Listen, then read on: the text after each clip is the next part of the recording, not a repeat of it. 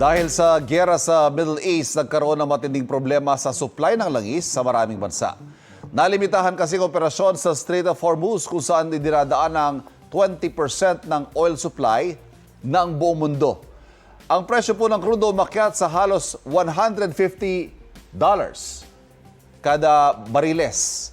Ano-ano nga ba mga hakbang na ginawa ng iba't ibang bansa para maibsan ang epekto ng krisis sa mga mamamayan?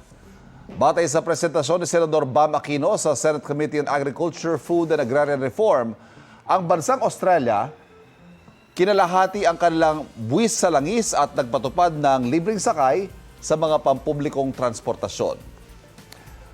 Samantala sa New Zealand naman, namahagi ng linggo-linggong cash assistance para sa ilang low-income families bilang bahagi ng kanilang fuel relief package.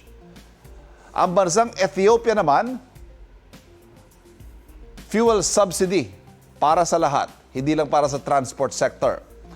Ang bansang France, may pinamamahagi ring fuel subsidy sa mga magsasaka at mangingisda. Tinanggal naman ng Vietnam at India ang excise tax sa krudo. Habang sa Pakistan at Bangladesh, isinara muna ang mga paaralan at nagpapatupad ng online class sa mga estudyante. Dito sa Pilipinas, nagpatupad na rin ng libreng sakay ang national government pati iba't ibang lokal na pamahalaan. Namahagi na rin ng gobyerno ng cash aid at fuel subsidy sa transport sector. Pero ayon sa ilang driver, kulang pa ito sa mga ginagastos sila sa pagpapakarga ng petrolyo sa kanilang mga minamanehong sasakyan. Hinihintay pa rin ngayon kung kailan gagamitin ni Pangulong Bongbong Marcos ang kapangyarihang bawasan o suspindihin ang fuel excise tax.